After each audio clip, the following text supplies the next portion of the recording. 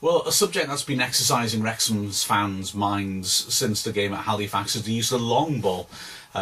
Ignore the second half, because down to 10 men, we kept the ball down on the floor an awful lot more, played a lot more passing and constructive football, and looked a lot better. But there was a lot of concern in the first half about the amount of times we knocked it long, and there were feelings like that as well against Welling.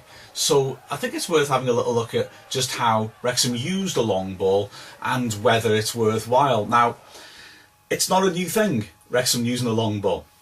In fact, it's something that Wrexham have been doing for quite a while. It's the actual way that we use it, which I think is relevant, because I think we've got a notion in our heads of tiki-taka, and that's the best way to play football. I subscribe to that. I love seeing the team pass it around if you've got the wherewithal. But one of Wrexham's strengths over the last 3 seasons has been our ability to actually mix it up, play the nice passing stuff, but also go long when necessary. And I'd argue that the Halifax game, when the long ball wasn't working, it wasn't because we were playing the long ball per se, it was because we were playing it badly, or we were setting ourselves up badly for it. Let me show you an example, because there's 2 ways of using the long ball, aren't there? One's the classic route 1. You knock it long, big target man, flicks it on, quick man runs onto it.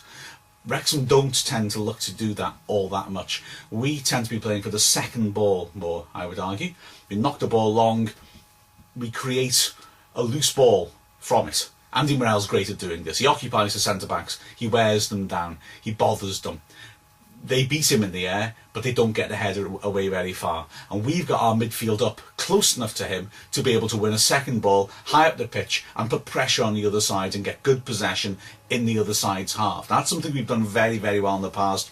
We weren't setting ourselves up to do that well at Halifax. So if you have a look at this example, Stephen Wright's going to knock it long, but when he hits it, you can see that there aren't really many players in positions to challenge for a second ball should Chislovic either win it or create a loose ball in the vicinity, because the midfield's too deep. And that was the problem for Wrexham. The midfield much too deep when the players were knocking it long, and therefore whether Bishop or one of the other strikers was able to create a loose ball or not, there was no one to mop it up and create pressure. So it wasn't the long ball in itself that was the issue. It wasn't whether Bishop is the sort of player who can win long balls. I don't think he's too bad at backing in and winning the odd header. He's no Danny Wright in that respect, but he's decent enough to do that part of the job. I think the problem lay in how Wrexham was setting themselves up to profit from those loose balls. Sometimes as well, admittedly, it was poor service. There were a lot of hurried balls out from the back. We didn't quite look settled, really. So there was an awful lot of squandered possession. I thought people knocking it much too straight, much too long, and it was not going anywhere. But like I say, historically, we have done this sort of thing before. Look, for example, some of these. Well, before I go on to these, I was trawling through the old videos, and unfortunately I couldn't quite get my hands on the exact right footage because I only had the highlights. But a classic example of this was under Dean Saunders. It was Andy Morell's first season back as a player. We won 2-0 at Bath, and Saunders was full of praise afterwards for Danny Wright and Jake Spate, who played for an hour, seemed to have not got very far. It was 0-0 when they both came off. Pogba and Chislovic came on, lit the game up, and we won 2-0, Morell scoring both the goals. But Saunders was quick to praise Wright and Spate, saying that they'd essentially set the table. They'd worn the defenders down, they'd worked them on the long balls for an hour. The defenders were tiring, and it was perfect to put 2 quick, forceful players on to capitalise from it. And so it was very much Dean Saunders, I would say, who's really brought this style of play into the club, and it's been consistent ever since. Look at a few of these examples. There's an example against Kettering from 2 seasons ago where we get a shot off because we knock it long. We don't win it, we don't really challenge that much for it, but the fact of the matter is we create a loose ball and we're able to fire a shot off because of it.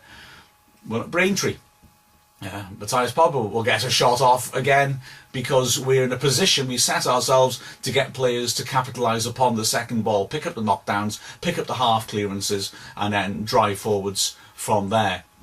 And so, yeah, these things, the approaches can work. One from last season, Andy Coughlin driving it down the line, and again, we create a loose ball, we get a bridgehead in the other side's half by challenging for second balls. There were times at Halifax when we did it well, actually. There were a number of occasions when we managed to get the ball down the other side's half and create. So the long ball wasn't totally redundant. The fact that Andy Bishop is not a centre forward who's going to go jumping and flicking it on all the time doesn't make it a completely redundant tactic, as long as he's occupying those defenders. And we do play the diagonal long ball very well indeed as well. So yeah, there have been nice examples where it's worked.